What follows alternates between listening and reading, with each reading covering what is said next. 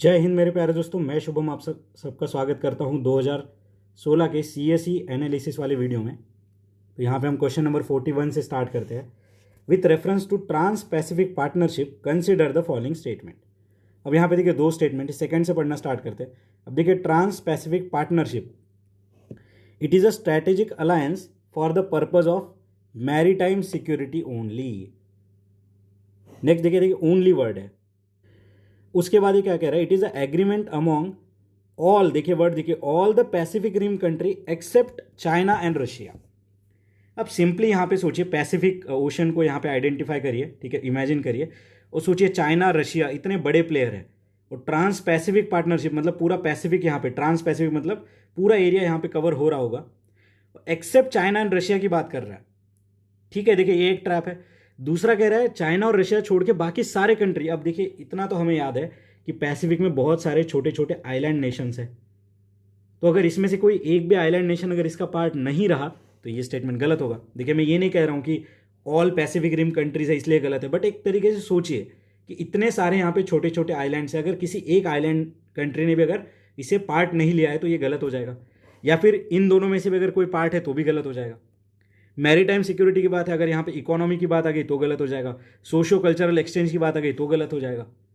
तो समझ रहे हो आप, इस तरीके से इसके पीछे की जो भावना है उसे समझो। ठीक है, तो देखिए दोस्तों यहाँ पे दोनों के दोनों स्टेटमेंट गलत है। ट्रांस पैसिफिक पार्टनरशिप, यहाँ पे 12 पैसिफिक रिम कंट्रीज है, वो अभी हम मैप में देखेंगे। ठीक है, और ये देखिए एक ट्रेड एग्रीमेंट है जो कि लिबरलाइज करता है इन्वेस्टमेंट, ट्रेड, इन सब चीज़ों से रिलेटेड। मैरीटाइम सिक्योरिटी यहाँ पे ऐसी कोई चीज़ है नहीं। ठीक है, it is a economic partnership. अभी कंट्रीज देख लेते हैं थोड़े। तो देखिए दोस्तों यहाँ पे यूएसए है, कनाडा है, ठीक है, यूएसए, कनाडा, देन मेक्सिको, ठीक है, फिर देखिए पेरू, चिली।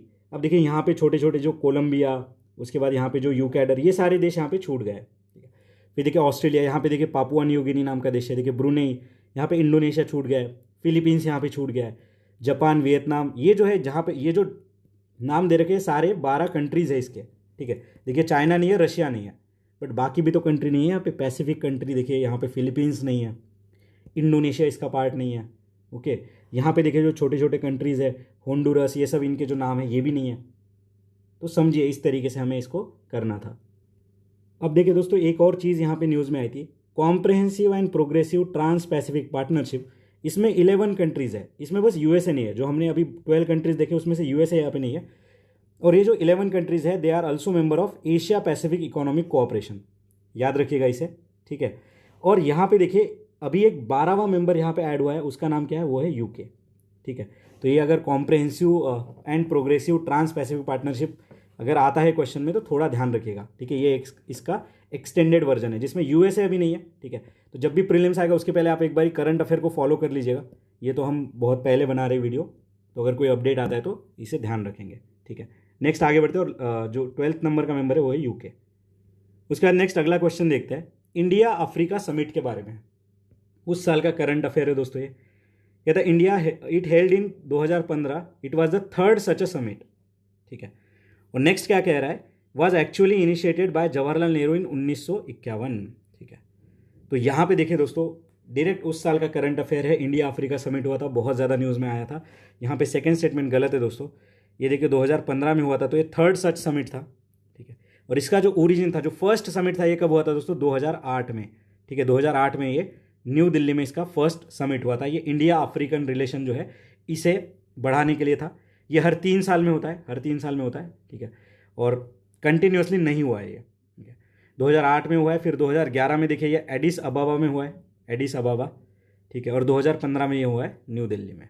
ठीक है, और ये जवाहरलाल नेहरू जी ने यहाँ पे इनिशिएट नहीं किया था। अब यहाँ पे क्या बात होगी, इंडिया अफ्रीका समिट में वही रिलेशनशिप बढ़ाने हैं, socio political development, people to people connect, infrastructure, ये सारे कॉमन सी बातें यहाँ पे हुई होगी। नेक्स्ट अगला क्वेश्चन हम देखते हैं, question number 43, marginal cost of fund based lending system. ठीक है, lending rate MCLR announce bye RBI। तो इसका पर्पस क्या है, क्या कह रहा है, marginal cost of fund based lending rate. ठीक है, तो ये लेंडिंग रेट की बात हो रही है। अब लेंडिंग रेट क्या होता है, अगर मैं जाके बैंक में बोलूँ मुझे लोन चाहिए, वो बोलेंगे हम 8% से लोन देंगे, तो ये क्या हो गया, एक लेंडिंग रेट हो गया। ठीक है, ये अलग अलग पैरामीटर होते हैं जो RBI हर बार सेट करता है। क्योंकि इंटरेस्ट जो है वो आरबीआई डिसाइड करता है, अपने repo rate, reverse repo rate, ठीक है, सीआरआर, एसएलआर, इस हिसाब से सारी चीज़ें सेट होती है। तो यहाँ पे एक मेथड है marginal cost of fund base lending rate. इसके टेक्निकलिटीज़ में हमें नहीं जाना है। अब पढ़ते हैं सेकंड स्टेटमेंट क्या कह रहा है। सेकंड स्टेटमेंट ये कह रहा है दीज गाइडलाइंस हेल्प, समझिए ये गाइडलाइन क्या करेगी, हेल्प करेगी to ensure availability of bank credit at interest rate which are fair to the borrower as well as to the bank. अगर यहाँ पे आरबीआई कोई गाइडलाइन नहीं बनाएगी तो बैंक तो अपने हिसाब से बहुत ज़्यादा इंटरेस्ट रेट देने लग जाएंगे, क्योंकि उनसे तो उससे फ़ायदा होगा उनको, बट बोरोवर्स हमारे यहाँ पे निपट जाएंगे। ठीक है, तो ये यहाँ पे एकदम सही बात है, प्रो कंज्यूमर बात हो रही है और एक वेल एस्टेब्लिश यूनिफॉर्म गाइडलाइंस लाने की बात हो रही है यहाँ पे। दिस गाइडलाइन हेल्प, देखिए वर्ड्स को समझिए, इस वर्ड की नज़ाकत को समझना है। This guideline helps to improve the transparency in methodology followed by bank for determining the interest rate on advance. देखिए यहाँ पे interest rate on advance determine करने में हेल्प करेगा और यहाँ पे बोरोवर को इंटरेस्ट रेट के लिए हेल्प करेगा। सिंपली अगर आप इस तरीके से भी सोचते कि हाँ दोनों पॉजिटिव बातें हैं, ट्रांसपेरेंसी की बात हो रही है, यहाँ पे जो है फेयरनेस की बात हो रही है, तो ये दोनों के दोनों स्टेटमेंट यहाँ पे करेक्ट है दोस्तों। ठीक है, दोनों के दोनों स्टेटमेंट यहाँ पे करेक्ट है। और ये जो पार्ट है ना दोस्तों, ये MCLR जो हम पढ़ रहे हैं, ये आरबीआई की मॉनेटरी पॉलिसी ट्रांसमिशन का एक मेथड है। ठीक है, मॉनेटरी पॉलिसी ट्रांसमिशन मतलब आरबीआई ने अगर अपने रेपो रेट, सीआरआर, एसएलआर में कोई भी अगर चेंजेस किए तो वो एंड मोमेंट पे कंज्यूमर को उसका बेनिफिट होना चाहिए। ऐसा नहीं कि बैंक अपने मनमानी करके यहाँ पे चीज़ें करे, तो इसलिए ये अलग अलग रेट्स होते हैं। जैसे MCLR हो गया, अभी और बीच में न्यूज़ आया था यहाँ पे एक्सटर्नल बेंचमार्क लेंडिंग रेट। ठीक है, तो इसमें भी बहुत सारे जो है टेक्निकल वर्ड्स होंगे। आगे चल के अगर ऐसा क्वेश्चन आता है कि what is the purpose of external benchmark lending rate setup by RBI, और ऐसा ही स्टेटमेंट कुछ बनेगा, तो ये दोनों चीज़ें यहाँ पे सही है। और ये जो चीज़ है रिकमेंड किसने की थी, ये जनक राज कमेटी, याद रखिएगा, Janak Raj committee, external benchmark lending rate. ठीक है, नेक्स्ट आगे बढ़ते हैं। यहाँ पे बोथ 1 और 2 इज करेक्ट। ठीक है, अगला क्वेश्चन देखते हैं, question number 44। What is unique about Kharai camel. देखिए खराई कैमल किसी ने इसके पहले नहीं सुन रखा था 2016 में आने के पहले, बट यहाँ पे समझिए खराई कैमल, खराई यानी देखिए कोई साल्ट वाला जो रीजन होता है। ठीक है, इसकी बात हो रही है। अब चलो पढ़ते हैं, ऑप्शन पढ़ते हैं। It lives in the wild and can not be domesticated. Can not be domesticated, camel की बात हो रही है। अगर यहाँ पे बोलता लायन तो मैं मान लेता कि कैन नॉट बी डोमेस्टिकेटेड। यहाँ पे अगर क्रोकोडाइल की बात होती तो मैं मान लेता can not be domesticated, but camel पे तो 10 रुपये दे के मैंने भी सवारी कर रखी है बचपन में, आराम आराम से जो ले जाता है कैमल। ठीक है, तो ये तो मुझे थोड़ा गड़बड़ लग रहा है कि ये वाइल्ड में ही रहता है और कैन नॉट बी डोमेस्टिकेटेड। अगर एक भी खराई कैमल यहाँ पे डोमेस्टिकेटेड हो गया तो ये स्टेटमेंट हो गया गलत। तो थर्ड हटा के तो देखो यार, आंसर आ गया 1 और 2, तो थर्ड हटाओ, आंसर पाओ। It's survive by grazing on mangroves. जैसे मैनग्रूव्स आया, हमने पहले सोचा था कि मैनग्रूव्स तो साल्ट वाले रीजन में रहते हैं। ये क्या कह रहा है, capable of swimming up to 3 kilometre in sea water. चला जाता होगा भाई, ये हमारा बीच है, यहाँ से 3 किलोमीटर अंदर जाके आ जाता होगा, या फिर इधर 3 किलोमीटर जाता होगा और वापस आ जाता होगा। जो भी है, किसने यहाँ पे जो है टेप लगा के मेजर किया है कि 3 किलोमीटर या 4 किलोमीटर है। और यहाँ पे ऐसा नहीं बोला कि एग्जैक्ट 3 किलोमीटर नहीं बोला, अप टू, ये भी थोड़ा समझिए, अप टू यहाँ पे बोला गया है। ठीक है, तो ये दोनों स्टेटमेंट सही है।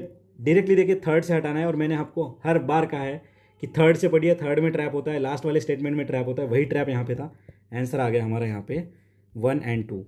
बाकी देखिए दोस्तों, खराई कैमल ज़्यादा कुछ सर्च करने की यहाँ पे ज़रूरत नहीं है। ठीक है, ये कच्छ और गुजरात वाला जो रीजन है ना, वहाँ पे मेनली मिल जाता है हमें। ठीक है, only in the Kutch region of Gujarat. Okay, और ये जो है लैंड एंड सी दोनों में रह जाता है। ठीक है, यहाँ पे आंसर है हमारा 1 और 2। नेक्स्ट आगे बढ़ते हैं। Recently our scientist have discovered new and distinct species of banana which attain the height of 11 metre and has orange colour fruit pulp. तो ये उस साल का करंट अफेयर है दोस्तों। ये जो बनाना की वेराइटी है कहाँ मिली थी, ये अंडमान आइलैंड्स में मिली थी। अभी हमें इसको देख के टेंशन में नहीं आना है कि ये कहाँ से आ गया। ये जो 2016 का पेपर था ना, इसमें 40+ क्वेश्चन डायरेक्टली करंट अफेयर से आए थे।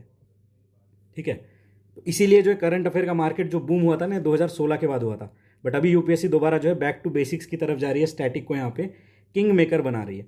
अब ये जो बनाना वेराइटी थी, इसका नाम था मूसा इंड अंदमानेंसिस। मूसा इंड अंदमानेंसिस, नहीं याद रखना है, मैं बस बता रहा हूँ आपको। ठीक है, और ये जो है बस इतना ही याद रखिए इसके बारे में। बाकी देखिए यहाँ पे tropical rain forest of north east, कोई चीज़ हमें पता नहीं चल रही है। मैकाल हिल कहाँ पे है, अन्नामलाई फॉरेस्ट कहाँ पे है, ये थोड़ा देखते हैं। ये देखिए दोस्तों, हमारे सेंट्रल इंडिया में जो ईस्टर्न पार्ट है, ठीक है, किसका ईस्टर्न पार्ट, सातपुड़ास का जो ईस्टर्न पार्ट है, वहाँ पे हमें देखने को मिलता है। ये मध्य प्रदेश एंड छत्तीसगढ़ जो है, इनकी बॉर्डर के पास हमें देखने को मिल जाता है।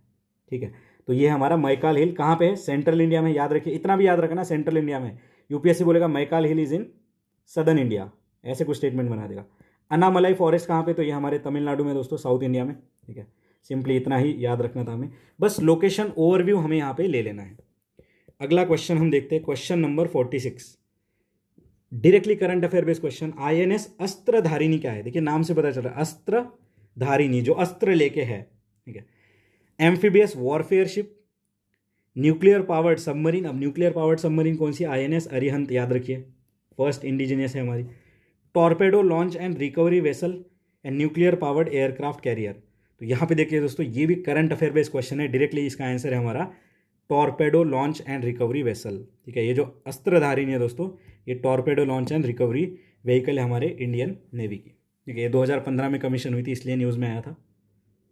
उसके बाद देखिए दोस्तों, यहाँ पे एम्फीबियस वॉरफेयर शिप क्या होती है, तो ऐसी शिप होती है जो कि जो ग्राउंड फोर्सेस है उन्हें भी हेल्प करेगी यहाँ पे, और मराइन प्रोटेक्शन में भी हेल्प करेगी।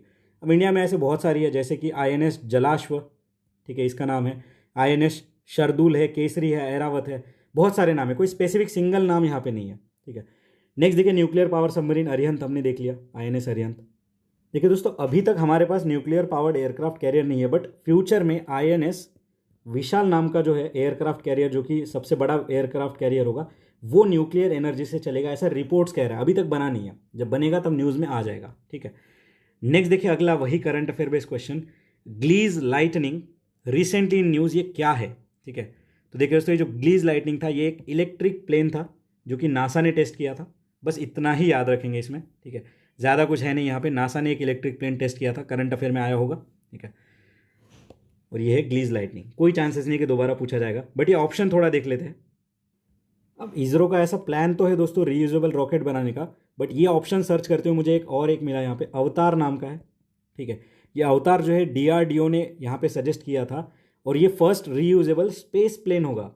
ठीक है, अवतार क्या है, तो ये एक रीयूजेबल स्पेस प्लेन बनाने का आइडिया डीआरडीओ का था, अभी तक बना नहीं है, नहीं तो हम पढ़ लेते अभी तक। ठीक है, नेक्स्ट देखिए, solar powered 2 seater aircraft design by Japan. तो जब इसके बारे में सर्च किया, यहाँ पे देखिए दोस्तों, 2 सीटर एयरक्राफ्ट तो है जापान का, बट उसका नाम नहीं मुझे मिला, बट एक दूसरा नाम मुझे मिला है यहाँ पे, सोलर इम्पल्स। ठीक है, तो सोलर इम्पल्स क्या है दोस्तों, ये एक सिंगल सीटेड मोनोप्लेन है, जो कि फोटोवोल्टाइक सेल से इसे पावर मिलेगी। तो याद रखिएगा, सोलर इम्पल्स ऐसा कुछ आता है, तो एक एयरप्लेन है जो कि सोलर पावर से चलता है। ठीक है, नेक्स्ट देखिए, और यहाँ पे देखिए दोस्तों, जो space observatory launch by China, तो देखिए चाइना ने एक यहाँ पे स्पेस स्टेशन बनाने का जो है आइडिया रखा है, उसका नाम है तियांगोंग। ठीक है, तो तियांगोंग क्या है, तो चाइना का स्पेस स्टेशन है जो कि वो बनाने वाले हैं। बाकी यही चीज़ें मुझे यहाँ से इंपॉर्टेंट लगी। ठीक है, क्वेश्चन तो इतना कोई खास हमारे लिए रिपीट नहीं होगा। नेक्स्ट देखिए, आगे बढ़ते हैं, जो अगला क्वेश्चन है हमारा, initiative for nutritional security through intensive millet promotion. देखिए, मिलेट प्रमोशन, मिलेट से रिलेटेड बहुत इंपॉर्टेंट जो है, मिलेट ईयर यहाँ पे 2023 में सेलिब्रेट हुआ था। ठीक है, अब 3 स्टेटमेंट है यहाँ पे मिलेट से रिगार्डिंग। ठीक है, ऑप्शन हम देख लेते हैं, 1 2 3, 1 2 एंड 1 2 3। थर्ड से पढ़ना स्टार्ट करते हैं कि it is an important objective of scheme is to encourage the farmer of commercial crop to shift to millet cultivation by offering them free kits of critical input of nutrient and micro irrigation equipment. कितनी बड़ी बात कह दी, free में बांट देंगे सब कुछ, और ये इंपॉर्टेंट ऑब्जेक्टिव है भाई। मिलेट अगर आपको बढ़ाना है तो इसकी वेराइटीज़ का अवेयरनेस कराना पड़ेगा लोगों को, यहाँ पे फार्मर को जो है एक्सटेंशन मेथड से यहाँ पे उन्हें परसुएड करना पड़ेगा। ये सब चीज़ें रह गई साइड में, और ये लोग क्या कर रहे हैं पहले कि फ्री में देंगे kits of critical input like nutrient and micro irrigation. हटाइए इसे, जैसे थर्ड हटाते हैं देखते हैं क्या होता है यहाँ पे। थर्ड हट गया, देखिए ये क्या है, बचा 1 1 एंड 2, मतलब फर्स्ट हर हालत में सही है, पढ़ने की भी जरूरत नहीं है, ऐसे ही क्वेश्चन सॉल्व होते हैं। This initiative aims to demonstrate the improved production and post harvest technology and to demonstrate the value addition technique and integrated manner with cluster approach। देखिए कितने पॉजिटिव वर्ड है।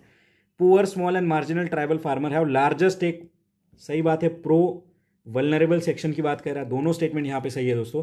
ये जो इनिशिएटिव है nutritional security through intensive millet promotion, इसका first and second statement दोनों सही है। ये 2011-12 में लॉन्च हुआ था। ठीक है, और अभी देखिए हमने रिसेंट में भी देखा कि ये मिलेट ईयर यहाँ पे सेलिब्रेट किया गया। ठीक है, पीएम, तो यहाँ पे देखिए दोस्तों पीएम मिलेट योजना भी यहाँ पे स्टार्ट करी गई, नेशनल मिलेट मिशन। ठीक है, और यहाँ पे दोनों के दोनों स्टेटमेंट हमारे करेक्ट है। और इंटरनेशनल ईयर देखिए 2023 में सेलिब्रेट हुआ है, इंटरनेशनल ईयर ऑफ मिलेट। ठीक है, नेक्स्ट देखिए यहाँ पे फ्री किट ऐसी कोई बात नहीं करिए दोस्तों, ठीक है। मैक्सिमम यहाँ पे लिमिटेड लेवल पे जो है हेल्प करी जाएगी न्यूट्रिएंट सप्लाई इन सब चीज़ों में, बट फ्री में किट यहाँ पे नहीं बांटी जाएगी, ठीक है। आंसर आ गया हमारा यहाँ पे 1 and 2 इज करेक्ट, ठीक है, 1 and 2 इज करेक्ट। नेक्स्ट आगे बढ़ते, अगला क्वेश्चन है Swadeshi and boycott were adopted as a method of struggle first time during. तो कब अपनाया गया था स्वदेशी एंड बॉयकॉट?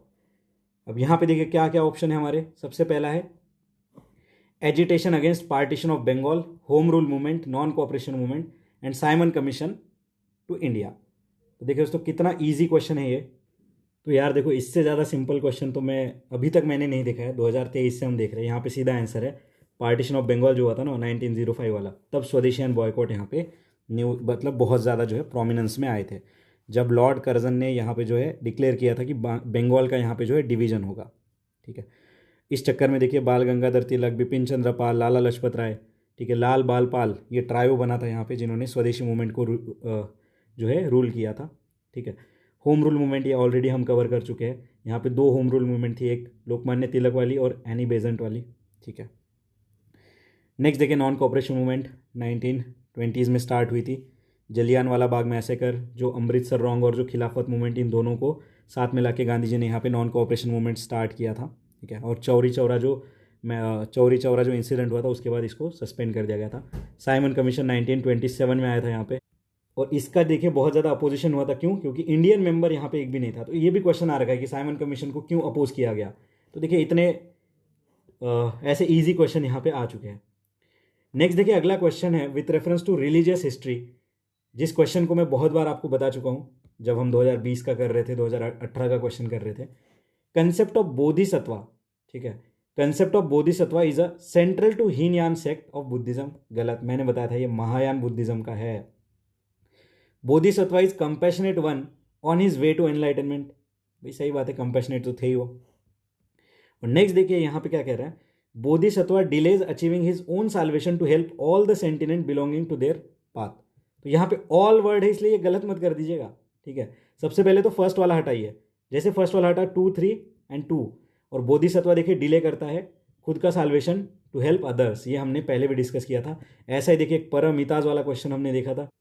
तो ये ऑल वर्ड कहाँ पे गलत मानना है कहाँ नहीं मानना है, ये इतने सारे जो ऑब्जर्वेशन हमने देखे ना अभी तक के PYQs में, उस हिसाब से यहाँ पे सोचिए। तो यहाँ पे 2 and 3 दोनों यहाँ पे सही है दोस्तों, ठीक है। सो जो हमारा क्वेश्चन नंबर 50 था, ठीक है, क्वेश्चन नंबर 50, इसका आंसर है हमारा b, 2 and 3 is correct. Next आगे बढ़ते हैं, अगला क्वेश्चन हम कहते हैं डॉक्टर विदाउट बॉर्डर क्या है। तो देखिए दोस्तों ये एक NGO है जो कि हेल्थ केयर प्रोवाइड करने के लिए काम करती है मोस्ट वल्नरेबल सेक्शन को, ठीक है। ये NGO है, ये WHO का ऑर्गन नहीं है, NGO, ठीक है। ऐसे देखिए क्वेश्चन एमनेस्टी इंटरनेशनल के ऊपर आएगा, वो भी एक ह्यूमैनिटेरियन जो ह्यूमन राइट्स प्रोटेक्शन के लिए एक NGO है, ठीक है। यूरोपियन यूनियन की इंटर गवर्नमेंटल एजेंसी नहीं, specialise agency of United Nation नहीं। तो यहाँ पे आंसर क्या है हमारा, b is the correct answer. Next आगे बढ़ते हैं, ठीक है। और ये जो रिपोर्टर विदाउट बॉर्डर है 1971 में फॉर्म हुई थी, इतना याद रखिए, ठीक है। नेक्स्ट आगे बढ़ते हैं, अगला क्वेश्चन हम देखते हैं विथ रेफरेंस टू, बहुत ही अमेजिंग क्वेश्चन है जो कि हम डायरेक्टली मेंस में हमारे लिख सकते हैं, केस स्टडी में हमारे लिख सकते हैं। जो एथिक्स में हमें केस स्टडी आती है इकोनॉमिक्स वर्सेस एनवायरमेंट वाली, यहाँ पे एक इनिशिएटिव है टिब, the economics of ecosystem and biodiversity. नाम से पता चल रहा है कि जो इकोसिस्टम एंड बायोडाइवर्सिटी का जो इकोनॉमिक्स है, मतलब उनसे हमें कितना फ़ायदा हो रहा है, उन सब से रिलेटेड ये है। थर्ड से पढ़ना स्टार्ट करते हैं।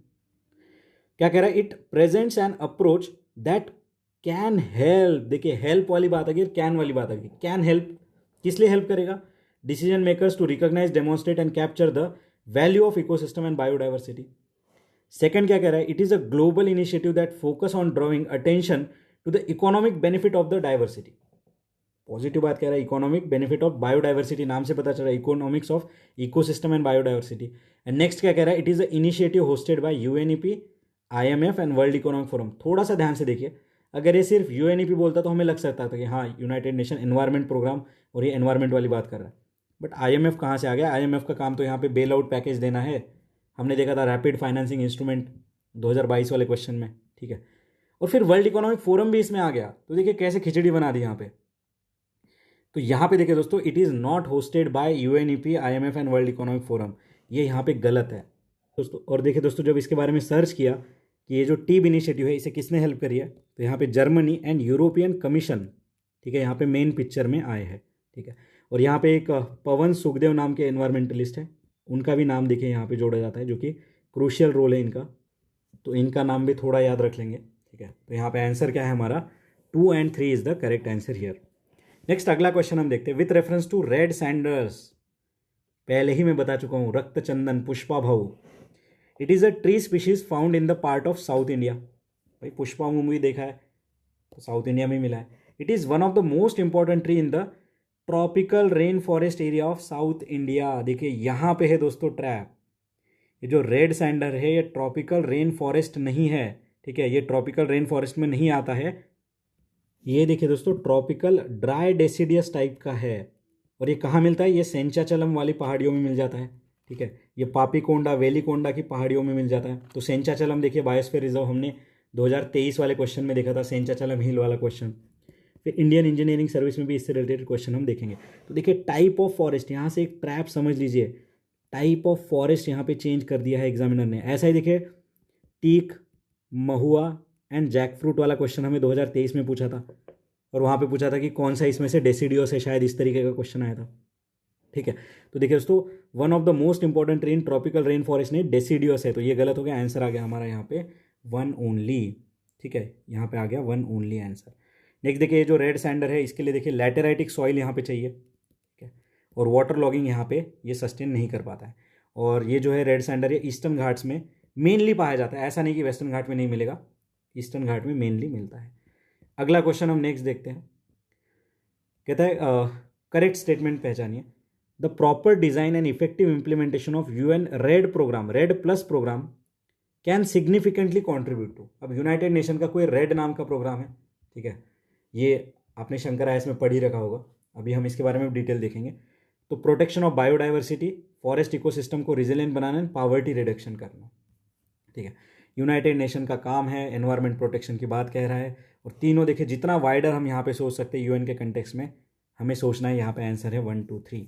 यहाँ पे रेस्ट्रिक्टिव नहीं हो जाना है कि पॉवर्टी रिडक्शन से भी देखिए दोस्तों एनवायरमेंट कंजर्वेशन में हेल्प होती है, ठीक है। तो ये जो रेड प्लस है दोस्तों इसका फुल फॉर्म है reducing emission from deforestation and degradation of forest. तो ये रेड का फुल फॉर्म है, reducing emission from deforestation and degradation, ठीक है।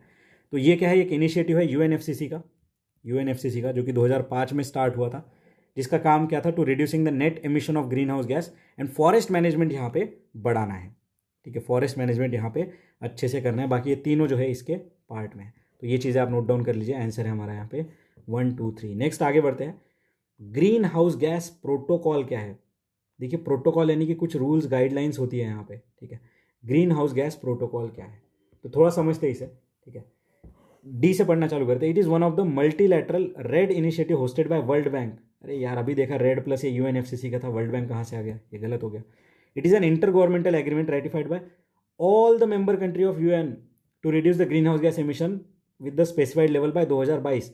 ऑल मेंबर, और 2022 हम कभी भी टारगेट देखते हैं 2030 देखते हैं, 2020 देखते हैं, 2025 देखते हैं, 2050 देखते हैं, 2070 देखते हैं, ऐसा बीच में 2022 तो कभी नहीं देखा, या 2032 ऐसा टारगेट हमने नहीं पढ़ा है, ठीक है। और रेटिफाइड बाय ऑल, ये बहुत ज़्यादा रेयर एक कंडीशन है, तो ये भी हटाओ।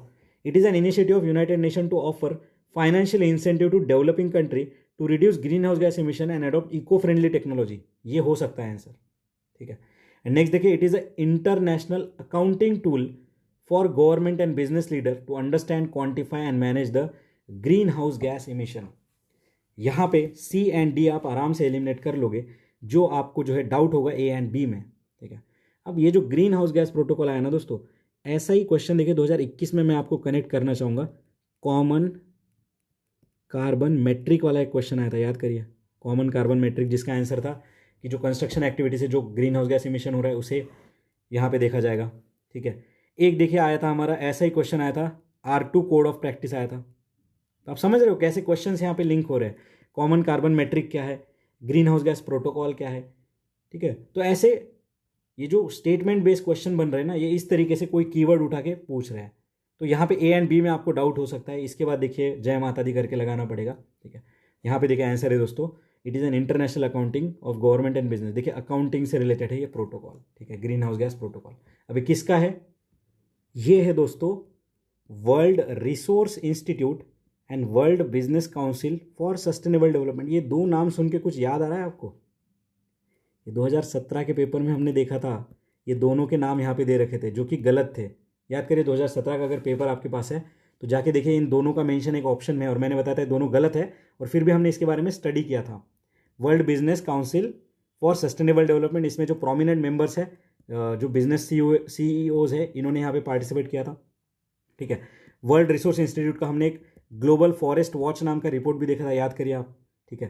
तो ये इन दोनों का है, WRI and world business council for sustainable development. तो यहाँ पे आंसर आ गया हमारा ए। बाकी हमने वैल्यू एडिशन भी यहाँ पे देख लिया है। नेक्स्ट देखिए, अगला क्वेश्चन हम देखते हैं, इकोनॉमी वाला क्वेश्चन है दोस्तों। Financial stability and development council से रिलेटेड है। It is an organ of NITI Aayog, हटाओ इसे। ठीक है। It is headed by union finance minister, correct. And it monitor the, ठीक है, मॉनिटर, हेल्प, एडवाइस, ठीक है, रेकमेंड्स, ये वर्ड्स ऐसे हैं जो कि हमें इन पे ज़्यादा डाउट नहीं करना है। ठीक है। और यहाँ पे आंसर है हमारा 2 और 3। देखिए नीति आयोग का यहाँ पे कोई भी देना नहीं है financial stability and development council से। ठीक है। ये देखिए दोस्तों, ये जो financial stability and development council है, ये 2010 में गवर्नमेंट ने बनाई थी। ठीक है। किसके लिए? हमारे जो मैक्रो इकोनॉमिक्स प्रूडेंशियल है उन्हें सुपरवाइज करने के लिए, यहाँ पे कोऑर्डिनेशन जो है लाने के लिए। ठीक है। और फाइनेंस मिनिस्ट्री इसके चेयरमैन होते हैं। तो 2010 में बना था, और नीति आयोग तो हमारा 2015 में बना है। ठीक है। तो यहाँ पे आंसर आ गया हमारा 2 और 3।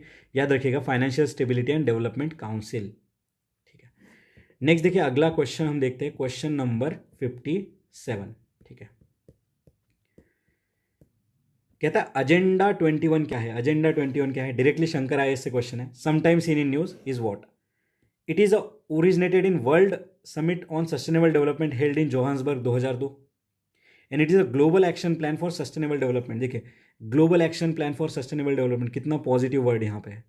ये तो सही है हर हालत में। रही बात ये वाली, ये गलत है दोस्तों। क्यों? क्योंकि ये जो एजेंडा 21 है, ये लॉन्च हुआ था 2002 वाली समिट में नहीं हुआ था दोस्तों, ये हुआ था 1992 वाले रियो डी जेनेरियो समिट में। ठीक है। It is a product of earth summit, जो कि 1992 में हुआ था रियो डी जेनेरियो में, और एक नॉन बाइंडिंग है। ठीक है। वॉलेंट्री एक एक्शन प्लान है फॉर सस्टेनेबल डेवलपमेंट। तो याद रखिएगा अर्थ समिट रियो डी जेनेरियो 1992, ये गलत है यहाँ पे। ठीक है। यहाँ पे आंसर आ गया हमारा 1 ओनली। इतना ही याद रखना था इस पर्टिकुलर क्वेश्चन में। अगला देखिए क्वेश्चन देखते हैं, बड़ा ही ईजी कैटेगरी का क्वेश्चन है, डायरेक्टली स्पेक्ट्रम से। सत्यशोधक समाज क्या है? सत्यशोधक समाज सबसे पहले तो महात्मा ज्योतिबा फुले जी ने एस्टेब्लिश किया था। ठीक है। और ये किस लिए था? एंटी कास्ट मूवमेंट थी ये महाराष्ट्र की। ठीक है। Anti caste movement in Maharashtra. ठीक है। कब फाउंड हुई थी? 1873, पुणे महाराष्ट्र। इतना ही याद रखिएगा इसमें। ठीक है। बाकी देखिए अपलिफ्टमेंट ऑफ ट्राइबल ऐसा कुछ नहीं है, टेम्पल एंट्री मूवमेंट नहीं, इनके बारे में मुझे कुछ ज़्यादा डिटेल में नहीं मिला है। नेक्स्ट देखिए, आगे बढ़ते हैं दोस्तों। अगला क्वेश्चन है, वायरस कैन इन्फेक्ट। ठीक है। वायरस किसे इन्फेक्ट कर सकता है? यहाँ पे देखिए थोड़ा सा याद करिए, 2021 में हमने क्वेश्चन देखा था वायरस से रिलेटेड। ठीक है। वहाँ पे 3 ऑप्शन थे, और लेबोरेटरी में किसे ग्रो कर सकते हैं ऐसा पूछा गया था, वायरस, बैक्टीरिया और फंजाई, इस तरीके से क्वेश्चन आया था। अब देखिए virus can infect bacteria, fungi and plant. देखिए तीनों को यहाँ पे वायरस इन्फेक्ट कर सकता है। यहाँ पे अगर ह्यूमन भी लिख देते तो भी सही आ जाता। ठीक है। तो ये देखिए वायरस जो है इन्फेक्ट करता है हर एक चीज़ को, एनिमल, प्लांट, फंजाई, बैक्टीरिया। ठीक है। बट एक चीज़ इंपॉर्टेंट है, वायरस को जीने के लिए लिविंग होस्ट चाहिए। लिविंग होस्ट चाहिए। अगर इसका होस्ट मर गया, जिस प्लांट पे उसने अटैक किया वो प्लांट अगर मर गया तो वायरस भी यहाँ पे मर जाएगा। इसलिए उसे फ्रेश बॉडी के ऊपर जो है ट्रांसमिट होना पड़ता है। ठीक है। यहाँ पे आंसर है हमारा 1, 2, 3। ईजी कैटेगरी का क्वेश्चन मैं कहूँगा। आगे देखिए, नेक्स्ट है base erosion and profit shifting is sometimes seen in news. देखिए ये बहुत ही अमेजिंग क्वेश्चन है, और ये जो इनिशिएटिव है, जो टर्म ये जो न्यूज़ में आया था, ये किस ऑर्गेनाइजेशन से रिलेटेड आया है, वो ऑर्गेनाइजेशन हमने मल्टीपल टाइम्स कवर करी है। ठीक है।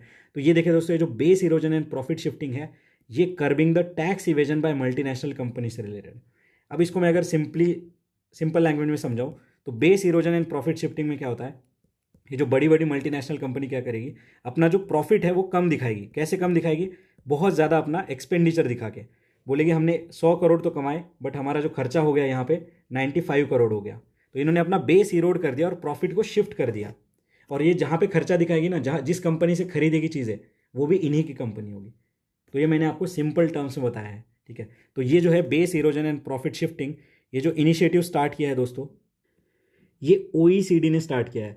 Organisation for economic cooperation and development, हमने देखा था इंडिया इसका मेंबर नहीं है, ठीक है, बट इंडिया इसके जो चीज़ें हैं यहाँ पे अडॉप्ट भी करता है, तो ये बेस इरोजन है, प्रॉफिट शिफ्टिंग। बाकी देखिए mining operation by multinational company in resource rich but backward area नहीं, exploitation of genetic resource of the country by multinational company नहीं, lack of consideration of economical cost in the planning and implementation of project नहीं। ऐसा ही कुछ option देखिए हमने green washing वाले question में भी देखा था।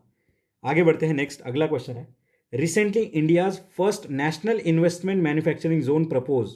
डायरेक्ट करंट अफेयर का क्वेश्चन है, नेशनल इन्वेस्टमेंट मैन्युफैक्चरिंग जोन कहाँ पे प्रपोज हुआ था? आंध्र प्रदेश में हुआ था, उस साल का करंट अफेयर बेस्ड क्वेश्चन है, ठीक है। ये first national investment manufacturing zone था। अब नाम से पता चल रहा है ये एक मैन्युफैक्चरिंग जोन है, यहाँ पे बहुत सारे इंसेंटिव्स दिए जाएंगे, एग्जेम्पशंस दिए जाएंगे टैक्स में, ठीक है, तो याद रखिएगा it is in Andhra Pradesh. Next देखिए अगले क्वेश्चन हम अगले वीडियो में देखेंगे, तब तक के लिए पढ़ते रहिए, मुस्कुराते रहिए, मिलते हैं ब्रेक के बाद, धन्यवाद।